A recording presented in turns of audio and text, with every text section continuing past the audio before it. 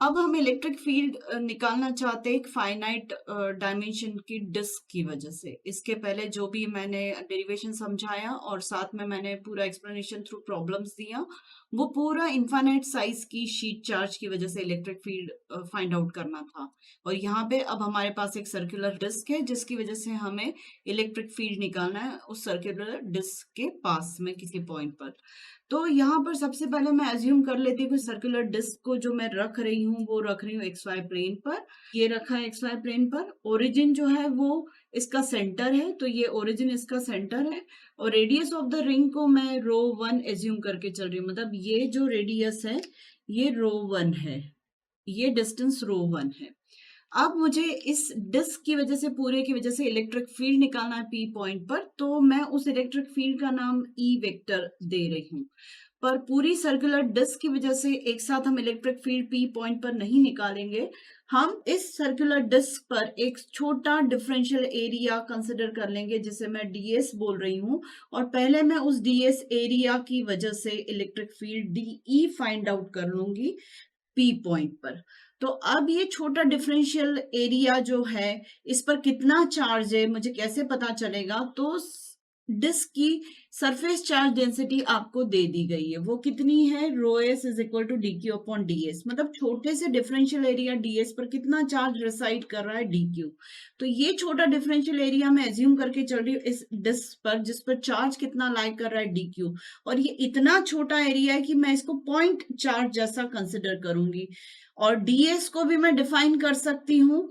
ये वाला जो डायमेंशन होगा ये डी रो डायमेंशन है और ये वाला डायमेंशन रो डी फाई है, तो DS area D rho into rho D phi से फॉर्म हो सकता है। तो ये डीएस एरिया को भी मैंने फाइंड आउट करके रख लिया है। डीएस एरिया जो डिफरेंशियल एरिया है वो पॉइंट चार्ज जैसा कंसिडर कर रही हूँ, उस पर लाई करने वाले चार्ज को पॉइंट चार्ज मान के चल रही हूँ। तो वो पॉइंट चार्ज की लोकेशन क्या होगी? रो, मतलब ओरिजिन से यहां तक का जो डिस्टेंस होगा वो रो है। और पॉजिटिव एक्स एक्सिस के साथ ये पॉइंट जो एंगल बना रहा है वो फाई है और एक्स वाई प्लेन के अबाव इसकी हाइट कुछ भी नहीं, तो जीरो है। और पी पॉइंट जिस पर मुझे इलेक्ट्रिक फील्ड निकालनी सबसे पहले इस डीएस एरिया पर लाई करने वाले चार्ज की वजह से, तो पी को मैं एज्यूम कर रही हूँ जेड एक्सिस पर और उसके जो कोऑर्डिनेट्स है वो 0, 5 z है। मतलब डिस्क मैंने एज्यूम की एक्स वाई प्लेन पर, जेड एक्सिस उसकी सेंट्रल एक्सिस हो गई, ओरिजिन उसका सेंटर हो गया और पी पॉइंट जिस पर मुझे इलेक्ट्रिक फील्ड निकालनी वो लाई कर रहा है जेड एक्सिस पर। तो इस तरीके से ये सारे कंसिडरेशंस अजम्पशंस हमने लेकर चले। अब डीएस एक पॉइंट चार्ज जैसा ट्रीट हो रहा है, तो डीएस की वजह से पी पॉइंट पर इलेक्ट्रिक फील्ड जो निकाल रहे हैं जैसा अभी बताया डी होगा, और फॉर्मूला मैं पॉइंट चार्ज वाली इलेक्ट्रिक फील्ड की वजह से लूंगी। तो पॉइंट चार्ज कितना है? डी क्यू है, तो फॉर्मूला हो जाएगा D Q upon 4πε0 R square और ए आर। ए आर कौन सा वेक्टर होगा?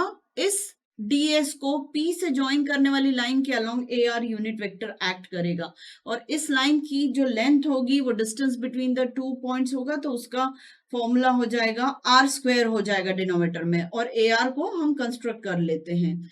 अब मैं डीक्यू की वजह से मैं rho S D S substitute कर सकती हूँ, तो कर दिया 4πε0 आर स्क्वायर ए आर। अब मैं पहले ए आर को फॉर्म कर लेती हूँ।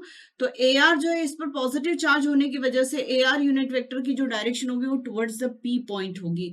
तो जब मैं ए आर को फॉर्म करूंगी तो पी के कोऑर्डिनेट में से मैं रो फाई जीरो को सब्ट्रैक्ट करूंगी, मतलब 0, 5 z में से रो 5 z को सब्ट्रैक्ट करूंगी।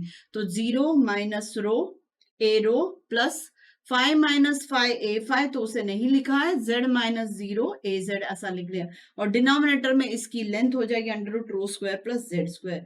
और आर स्क्वायर को फॉर्म करेंगे तो नेचुरली रो स्क्वायर प्लस जेड स्क्वायर का अंडर रूट का स्क्वायर, मतलब मैंने ना अंडर रूट लगाया ना स्क्वायर लगाया, ये हो जाएगा। अब मैं इस फॉर्मूले में और आगे सब्सटीट्यूट कर लेती हूँ आर को और ए आर को। तो डीई यूनिट वेक्टर है रो एस। अब डीएस की जगह मैं सब्सटीट्यूट कर लेती हूँ डी रो रो डी फाई, तो ये पूरा सब्सटीट्यूट कर लिया। और ए आर की जगह हम रखेंगे minus A rho plus Z A Z, और डिनोमिनेटर में इस आर स्क्वायर और ए आर के नीचे वाली लेंथ को मिला के टोटल आर क्यूब हमने कर लिया।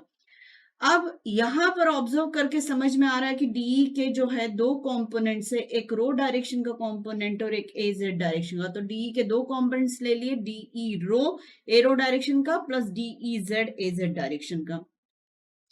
टोटल इलेक्ट्रिक फील्ड अगर पूरे डिस्क की वजह से निकालनी तो मुझे इसका इंटीग्रेशन करना पड़ेगा। तो इंटीग्रेशन किया, इसका इंटीग्रेशन, इसका इंटीग्रेशन।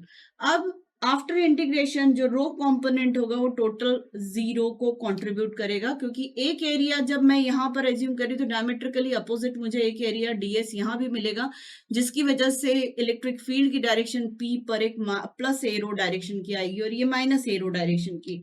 तो टोटल ऐसे डायमेट्रिकली अपोजिट सारे एरियाज की वजह से रो डायरेक्शन के इलेक्ट्रिक फील्ड के कंपोनेंट्स एक दूसरे को कंपनसेट कर देंगे, 0 कर देंगे। तो ये पूरा आफ्टर इंटीग्रेशन कंट्रीब्यूट कर रहा है 0, तो बचेगा सिर्फ electric field in the direction of the Z. तो टोटल इलेक्ट्रिक फील्ड पूरे डिस्क की वजह से पी पॉइंट पर जो आएगी वो सिर्फ जेड डायरेक्शन की आएगी। तो मुझे इंटीग्रेट किसको करना पड़ेगा? सिर्फ डी जेड कॉम्पोनेंट को इंटीग्रेट करना पड़ेगा। अब जब हम इलेक्ट्रिक फील्ड ई निकालना चाहते हैं जेड कॉम्पोनेंट की वजह से, तो यहाँ पर हमारा आ जाएगा रो एस, जेड कांस्टेंट आ जाएगा, वो इंटीग्रेशन के बाहर हो जाएगा, 4πε0 हो जाएगा।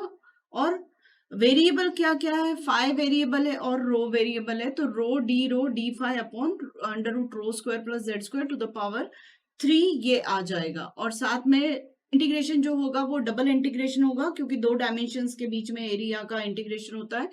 तो रो के लिए जो वेरिएशन है वो 0 टू रो 1 है, क्योंकि डिस्क की जो रेडियस है हमने रो 1 एज्यूम की थी। और फाई की जो वैल्यू होगी 0 टू 2 पाई के बीच में वेरिएशन होगा। तो इस तरीके से ये वाला इलेक्ट्रिक फील्ड का एक्सप्रेशन होगा डिस्क की वजह से सेंट्रल एक्सिस पर किसी पॉइंट पर।